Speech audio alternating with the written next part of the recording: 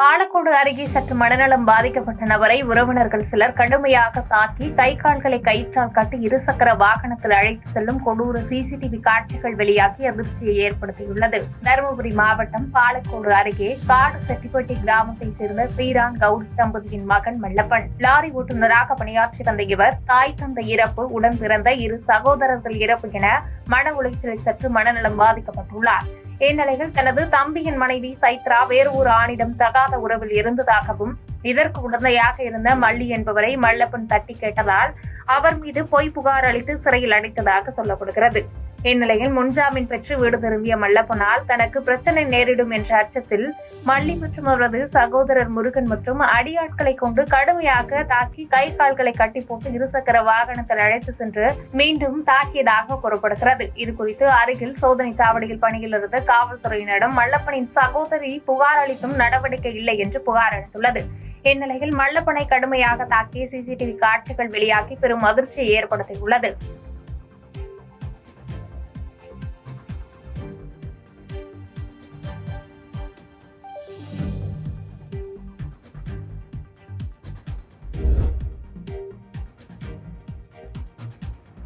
விருத்தாசலம் அருகே பெண்ணுக்கு ஆபாச குறுஞ்செய்தி அனுப்பி பாலியல் தொந்தரவு செய்த இருவர் கைது செய்யப்பட்டனர். கடலூர் மாவட்டம் விருத்தாசலத்தை சேர்ந்த பெண் ஒருவருக்கு சந்துரு மற்றும் அஜித் ஆகிய இருவர் ஆபாசமாக குறுஞ்செய்தி அனுப்பி பாலியல் ரீதியாக தொந்தரவு செய்துள்ளனர்.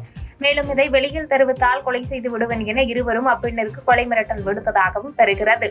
இதனால் பாதிக்கப்பட்ட பெண் அளித்த புகாரின் பேரில் விருத்தாசலம் போலீசார் வழக்கு பதிந்து சந்துரு, அஜித் ஆகிய இருவரையும் கைது செய்தனர். மேலும் கைதான இருவரிடம் தீவிர விசாரணை நடத்தி வருகின்றனர்.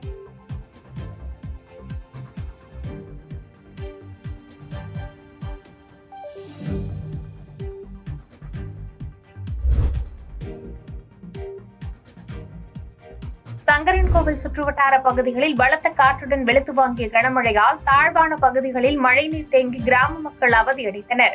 தென்காசி மாவட்டம் சங்கரன்கோவில் சுற்றுவட்டார பகுதிகளில் 1 மணி நேரத்திற்கு மேலாக கனமழை வெளுத்து வாங்கியது. பலத்த காற்றுடன் பெய்த கனமழை மற்றும் ஒரு சில இடங்களில் ஆலங்கட்டி மழை பெய்தது. இதில் குறிப்பாக கருவாட்டுக்கடை பகுதியில் மழை நீர் கழிவுநீருடன் தேங்கி நின்றது. இதனால் அப்பகுதிவாசிகள் கடும் இன்னலுக்கு ஆளான நிலையில் மழைநீர் செல்வதற்கு வழிவகை செய்ய வேண்டும் என்று கோரிக்கை எழுந்துள்ளது.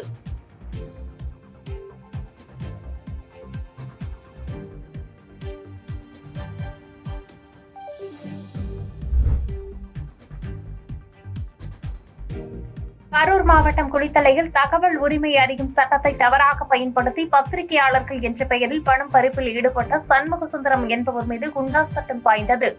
கரூர் மாவட்டம் குளித்தலை அருகே ஐயர்மலையை சேர்ந்த சண்முகசுந்தரம் என்பவர் தான் பத்திரிகையாளர் என்று கூறியும் தகவல் உரிமை அறியும் சட்டத்தின் கீழ் பல்வேறு அரசு அதிகாரிகள் மற்றும் பொதுமக்கள் மீது பொய்யான வழக்கு தொடர்ந்து அவர்களிடம் பல லட்சம் ரூபாய் பணம் பறிப்பில் ஈடுபட்டு வந்துள்ளார். இதில் பாதிக்கப்பட்ட வழக்கறிஞர், பொதுமக்கள், அரசு ஊழியர்கள் என 10க்கும் மேற்பட்டோர் திருச்சி மண்டல டிஐஜியிடம் புகார் மனு அளித்தனர். புகாரின் பேரில் விசாரணை மேற்கொண்ட போலீசார் கடந்த மார்ச் 27ஆம் தேதி சண்முகசுந்தரம் மற்றும் அவருக்கு உடந்தையாக இருந்த செந்தில்குமார் ஆகிய இருவரையும் கைது செய்தனர். மேலும் இதில் தொடர்புடைய பாஜக பிரமுகர் சந்திரன், ஜானகிராமன் மற்றும் அச்சுதராமன் ஆகியோரை போலீசார் தேடி வருகின்றனர். தற்போது இந்த வழக்குகளில் தொடர்புடைய முக்கிய குற்றவாளியான சண்முகசுந்தரம் மீது குண்டா சட்டத்தின் கீழ் கைது செய்ய மாவட்ட எஸ்பி பெரோஸ்கான் அப்துல்லா, மாவட்ட ஆட்சியர் தங்கவேலுக்கு பரிந்துரை செய்திருந்த நிலையில் சண்முகசுந்தரம் திருச்சி மத்திய சிறையில் அடைக்கப்பட்டார்.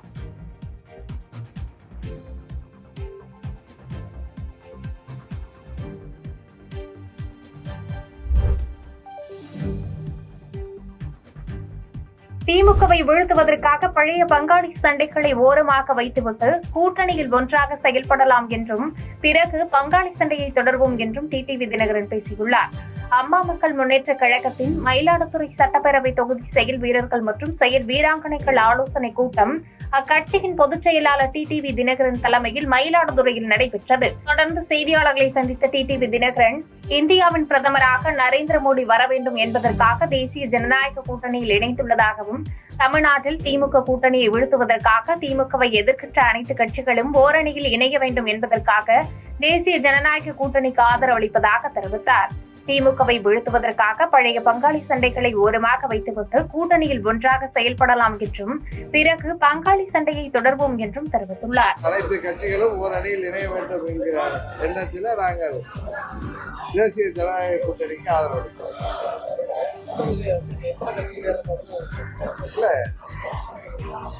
எந்த கட்சிகள்லாம் திமுகவை மக்கள் விரோத திமுக ஆட்சியை வீழ்த்த வேண்டும் என்று நினைக்கிறார்களோ அந்த கட்சிகள் எல்லாம் எங்கள் கூட்டணிக்கு வர வேண்டும் என்பதுதான் எங்களது கோரிக்கை. இன்றைக்கு நமது ஒரே இலக்கு திமுக என்கிற தீய சக்தியை ஆட்சி பொறுப்பிலிருந்து அகற்றணும். அதற்கு எல்லாரும் திமுக இருக்கின்ற எல்லா கட்சிகளும் ஒரு அணியில திறந்துருக்கோம். அதுபடிதான் நாங்க சேர்ந்திருக்கோம். அதனால சொன்ன எங்க பழைய பங்காளிகளுக்கு எங்களுக்குள்ள சண்டையெல்லாம் விவாதம் வச்சுட்டு தேர்தல் முடிஞ்சதுக்கு அப்புறம் அதெல்லாம் தொடரலாம். செய்திகளை உடனுக்குடன் தெரிந்து கொள்ள கீழ்கண்ட கேபிள் மற்றும் டிடிஹெச் நெட்வொர்க்குகளில் எம்நாடு செய்தி தொலைக்காட்சியை காணுங்கள். பாதகம் செய்பவரை கண்டால் நாம் பயம் கொள்ளலாகாது பாப்பா. மோதி முடித்து விடு பாப்பா, அவர் முகத்தில் உமிழ்ந்து விடு பாப்பா. அண்மை செய்திகளை உடனுக்குடன் தெரிந்து கொள்ள இணைந்திருங்கள் எம்நாடு தொலைக்காட்சியுடன்.